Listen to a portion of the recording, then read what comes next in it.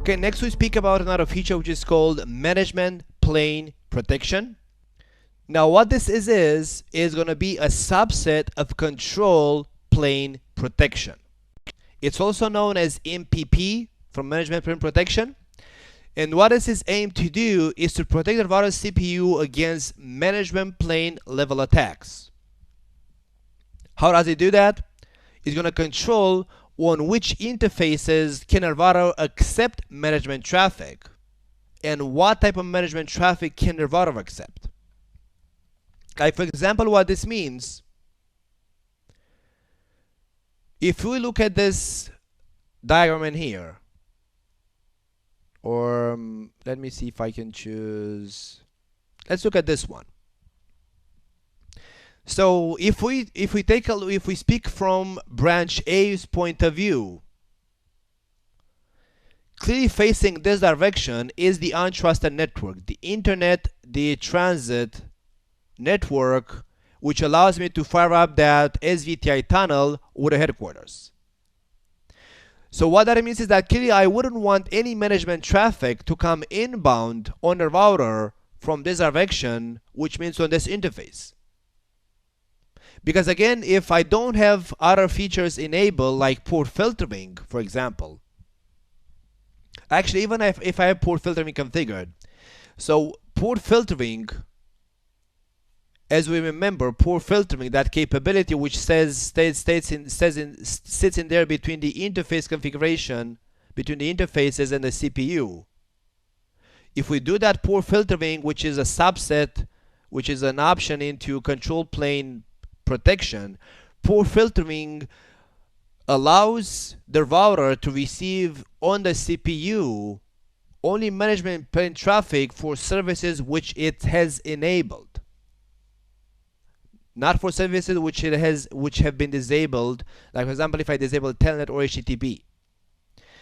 So assuming that on my router in here, on router 1, I manage this router via SSH and HTTPS, it means that by default the router is going to accept inbound traffic of HTTPS and SSH both from this direction and from this direction.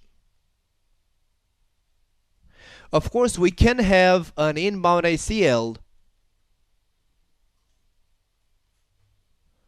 added in here, configured in here inbound on the WAN interface, so we don't allow inbound SSH and HTTPS traffic received from the untrusted side. We can do that, but we're not using this. It's better off to use the management plane protection function for this reason, because first of all, we're not using a feature. We're not using the proper feature to fix the problem. So if we want to fix a management plane problem, we should use a feature which was designed for that scope, which in the case of using inbound ACLs, we're not using a dedicated feature, because it's just by accident that the inbound ACL filters traffic, both transit traffic and also traffic destined to the router. Secondly, if we put the inbound ACL, the attacker can send a huge amount of traffic matching on that drop action of the inbound ACL, and likewise cause CPU spike on the router.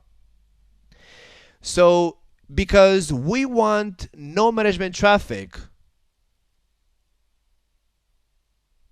to be received at all from that direction, and we want only from this direction management traffic to be received on this gig00 interface, but only if it's type SSH or HTTPS.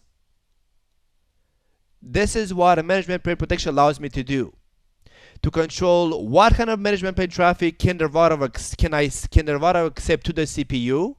So I'm going to control what management plane traffic can reach the router CPU, only SSH and HTTPS, and on which interfaces of the router can I accept that traffic, which means only on the trusted interface gig00, not on the untrusted interface, which is gig01.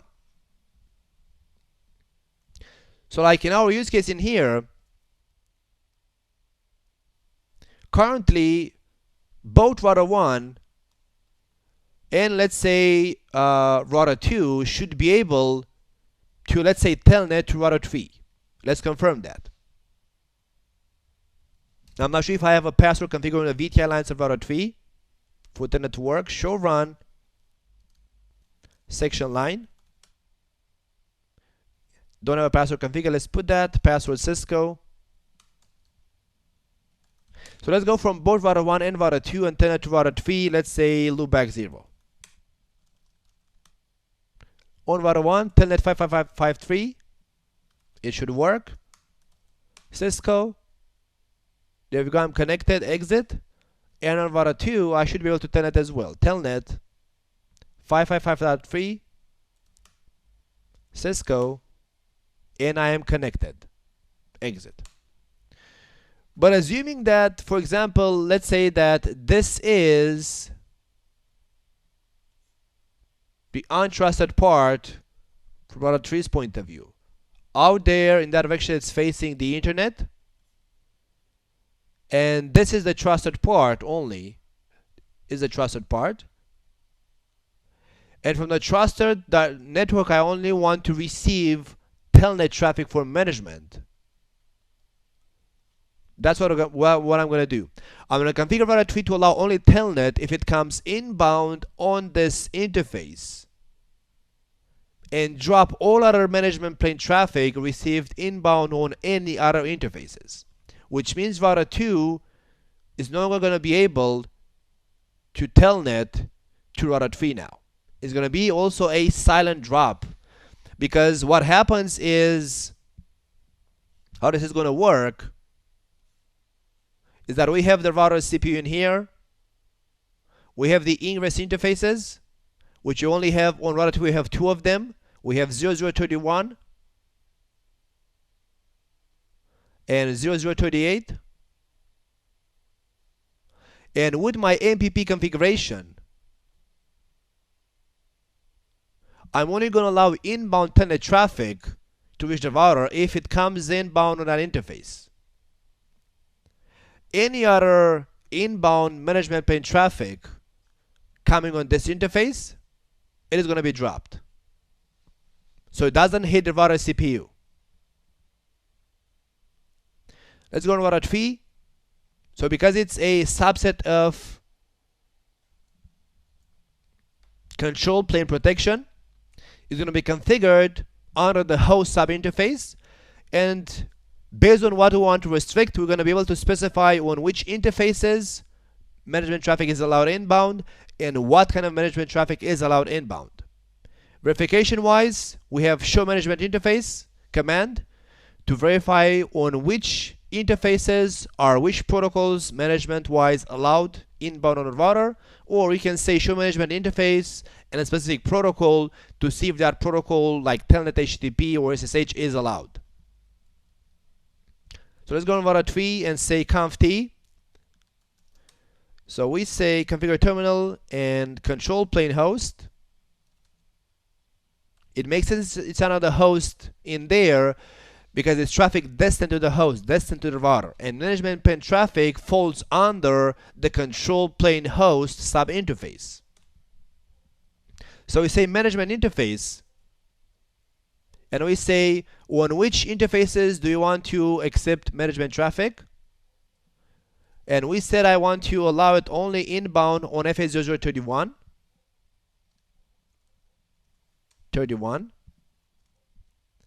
And what management traffic do we allow inbound on that interface? I want to allow only telnet. So show management interface. Per my configuration, I'm allowing only inbound on FA0031 telnet traffic. Show management interface. Protocol SSH. Nothing shows up, which means this is not allowed. Protocol telnet. It is allowed only on the following interface. If we say show control plane host features, We should also see that management plane protection has been activated as well. So this is how you verify that MPP is enabled. It makes sense because it's under the host sub-interface. So to confirm that now that router 2 should not be able to telnet to router 3, but 1 should still be able to telnet. Let's go on router 1, telnet again. Cisco, I'm connected to router 3, exit. And if we go on router 2 and telnet again, there we go, it doesn't work. And it's a silent drop because this guy keeps sending traffic in there. And it's a silent drop. Why do you think it's a silent drop now?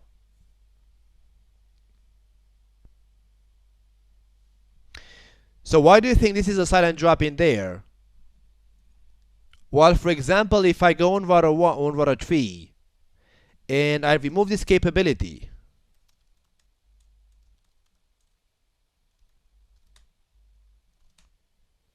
so let me remove it now for the moment. And let's say I go under the interface and say line VTI 04, and I say transport input only SSH. So this configuration states that now I allow only inbound SSH traffic on the VTI lines, not telnet. If we go router 2 and telnet again, it says connection refused by remote host.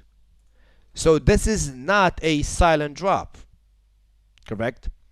So when we had MPP configured, the router 2 was not allowed to manage router 3.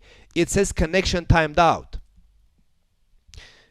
Because what happened is router 2 was keep sending SYN packets for telnet session to router 3 constantly. And in the end, router 2 stated connection timed out, remote host not responding. And it makes sense because this is what I want. If we put back if we divide router again into those 3 in there, and then we have in here those 2 interfaces. This is router 3 base. This is router 3. And here we have those 2 interfaces, which is 0031 and 000031 and 0038. We have the CPU in here, and here we have MPP, which any management traffic coming inbound in here is being dropped by MPP. So MPP drops the packet, not the CPU. So router 2 doesn't get any kind of reset back because that SYN packet never reaches the CPU of router 3, because this is what I want, to protect the CPU of router 3. Well, as you can see, once I remove that feature from router 3, MPP, I removed it. And then what I did is I went under VTI lines and I said transport input SSH, which means the router should not allow inbound traffic for management other than SSH on the VTI lines. Now, when router 2 has telnetted to router 3, it instantly received connection refused by remote host, which this confirms that this is not good enough because this hits the CPU. So now, because router 3 has been configured so that it allows only inbound SSH traffic, it means that if we put the router back and we put those 2 interfaces in there, so we have those 2 interfaces, 0031 and 0038, and we have the CPU. Now, when the telnet packet came in from router 2 inbound on this interface, it hit the CPU. It was a telnet session.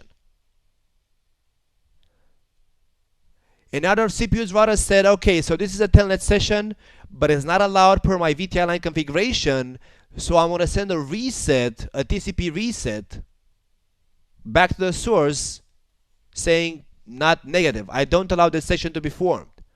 So that's why router 2 has received connection refused by remote host.